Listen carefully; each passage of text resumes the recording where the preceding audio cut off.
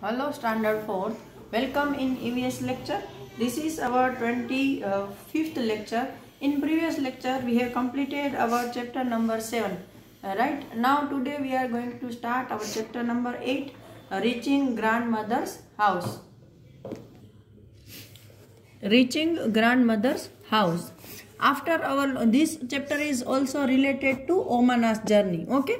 After our long train journey, we reached Kottayam in the night. Valiamma's house was not far from the station and we had to take 2 auto rickshaws to get there. मतलब वो क्या बोल रहे हैं कि बहुत लंबी journey के बाद means after a long journey they were reached Kottayam. Kottayam is a name of a village. In the night मतलब वो लोग रात को कोट्टायम पहुंचे. And Valiyamma's house, valiyamma means mother's elder sister. Kerala में मलयालम लैंग्वेज में वलियम्मा है वो मनमई की बड़ी बहन को बोलते हैं. तो उसका घर है वो बहुत स्टेशन से दूर नहीं था, इसलिए उन्होंने 2 ऑटो रिक्शा लिए और वो लोग जल्दी उसके घर पहुंच गए. और ये लड़की इतनी थकी हुई थी कि उसने खाने की भी इच्छा नहीं की और वो नहाकर सो गई. I thought I had just fallen asleep when Amma woke me up again. We got ready, took our luggage and went to the bus stand. Valiamma's family also came with us.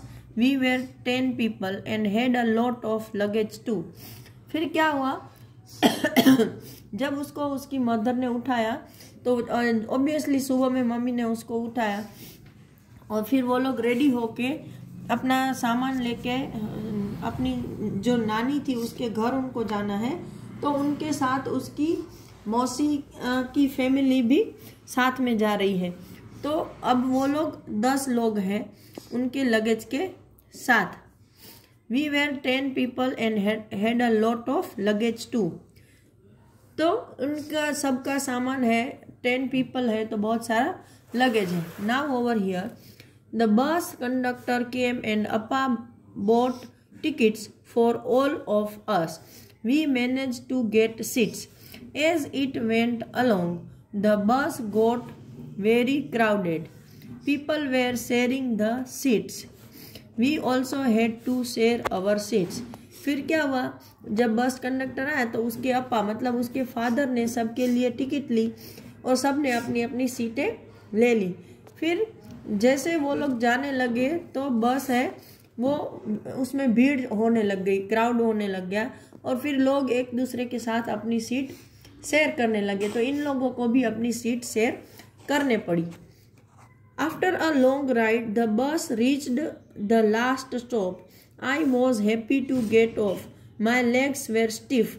I could hardly stand.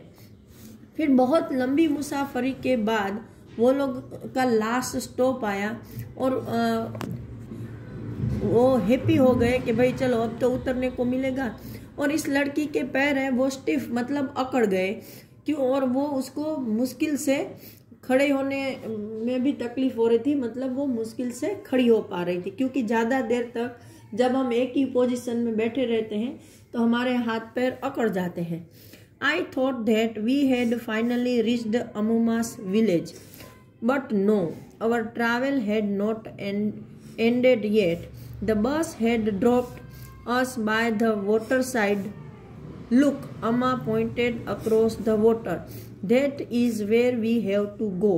But how will we get there? I wondered. फिर क्या हुआ कि उसने लड़की ने ये सोचा ओमाना ने कि चलो लास्ट में अम्मुमा मतलब मम्मी की मम्मी नानी माँ के घर हम लोग पहुँच गए. लेकिन नहीं, अभी तो उनका जो ट्रैवल था वो ख़त्म ही नहीं हो रहा था. बस जब खड़ी हुई और वो लोग उधर से उतरे तो वो कहाँ थे तो के वहाँ पे वाटर साइड था, मतलब सामने पानी था. तो उसकी मम्मी ने उस पानी को बताते हुए बताया कि देखो हमें वहाँ जाना है. लेकिन ये लड़की सोचने लगी कि इस पानी में से हम सामने कोई किनारा दिख रहा होगा, कोई आइलैंड होगा, तो हम लोग वहां पे कैसे जाएंगे. Just then I saw a boat coming. There is a ferry, Amma said. Immediately, a big crowd of people started getting off. School children, men, women, all with their own packets and luggage. Amma explained that the ferry was used by people to cross the water and reach the other side. फिर उसी time उनको एक boat आती दिखाई दी, तो वो उसको फेरी बोलते हैं। जो छोटी बोट होती है वो मोटर से चलती है, उसको फेरी बोलते हैं। और वो लोगों और सामान को एक जगह से दूसरी जगह पानी में ट्रैवल करवाती है। तो उसकी मदर ने बोला कि देखो ये फेरी है। और जल्दी से ही लोगों की बहुत ही बड़ी जो भीड़ थी वो स्टार्टेड गेटिंग ऑफ, मतलब फेरी में से उतरने लगी। उनमें स्कूल के बच्चे, जेंट्स, लेडीज सब थे और उनके पास उसके लगेज, पैकेट सब कुछ था। तो मम्मा ने उनको समझाया कि ये जो फेरी है वो लोगों को पानी के पार ले जाने के लिए मदद करती है। As soon as the ferry got empty, the big rush started from our side. Everyone had to pay the fare before getting on. Very soon the ferry was full. It started off again. फिर जैसे ही सारे लोग फेरी में से उतर गए तो इन लोगों की साइड से भी एक बड़ा क्राउड कि बहुत सारे लोग अंदर जाने के लिए एक दूसरे को पुश करने लगे, रश करने लगे। और सबको अंदर बैठने से पहले अपना फेयर, मतलब फेरी में बैठने का जो पैसा लगता है वो देना पड़ता है और फिर उनको अंदर जाने को मिलता है। तो जल्द ही फेरी भी फुल भर गई और फिर वो स्टार्टेड ऑफ अगेन, और वापस वो आगे चलने लग गई। I manage to get a place to standing along the railing. I saw the rippling of the still water as the ferry moved. फिर ओमाना क्या बोलती है कि मैंने जैसे तैसे करके वहाँ पर जो रेलिंग होती है, मतलब लोहे के सरिये से बनाई हुई जो दीवार जैसे खड़े ऐसे सरिया डाल के बनाते हैं ना, जहाँ पे लोग गिर न जाए पानी में, तो ऐसी रेलिंग के पास उसने खड़े होने के लिए जगह बना ली। और वो क्या देखने लगी, तो जो पानी स्टेबल था, स्थिर था, वो जैसे ही फेरी चलती थी तो वो उसमें वेव्स बनते थे। रेपलिंग का मतलब है किसी चीज के डालने से या मूव करने से पानी में जो वेव्स होते हैं स्टेडी वाटर में, उसको रेपलिंग बोलते हैं। तो वो स्मूथली फेरी जा रही थी और उसमें पानी ऐसे वेव्स कर रहा था। There were a row of coconut trees on the bank of the river. As we moved swiftly, I could see people fishing, washing, bathing and working along the bank. फिर क्या हुआ कि जो ये नदी थी उसकी दोनों साइड फिर कोकोनट के ट्री उनको देखने को मिल गए किनारे पर। और जैसे ही वो लोग आगे बढ़ने लगे तो उन्होंने क्या देखा कि नदी के किनारे पर लोग हैं, वो मछलियां पकड़ रहे थे, कपड़े धो रहे थे, नहा रहे थे और दूसरे सारे काम कर रहे थे। Now over here, just before the sun disappeared into the water, the ferry reached the island and stopped. फिर जैसे ही शाम हुई तो इनकी फेरी है वो आइलैंड तक पहुंच गई और वहां पर खड़ी हो गई।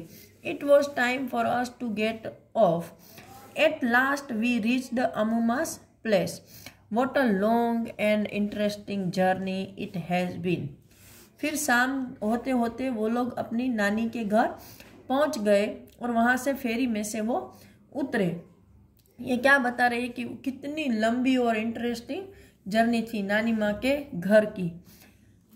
Omana traveled by different kinds of transport after she got down from the train.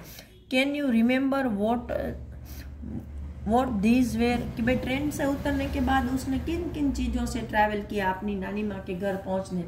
तो पहले तो रिक्शों से वो लोग गए, फिर वहाँ से बस से गए और फिर फेरी से। On which vehicle have you traveled?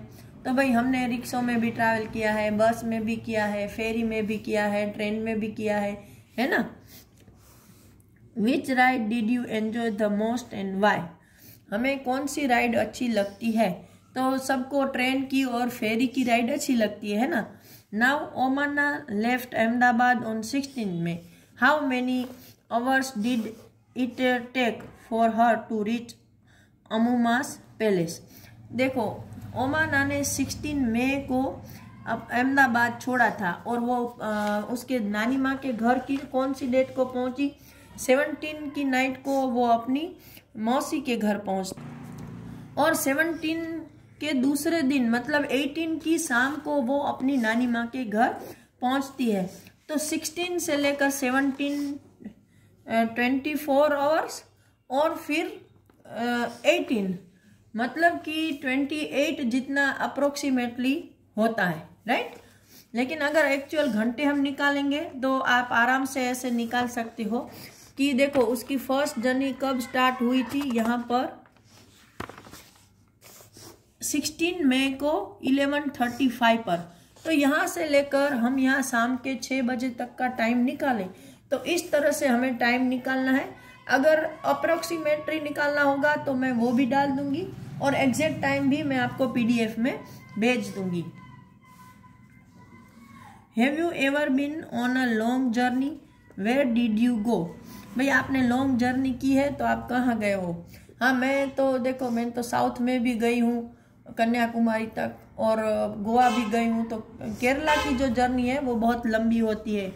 Name the different kind of transport that you use during the journey. उस जर्नी में आपने कौन कौन से, इसमें आप अपना भी लिख सकते हो, मैं अपने हिसाब से आपको PDF भेज दूंगी।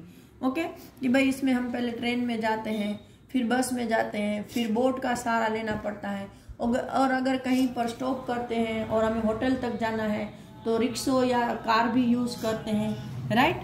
तो आज इस लेक्चर में इतना ही। नेक्स्ट लेक्चर में हम आगे का लेक्चर डिस्कस करेंगे। Till that time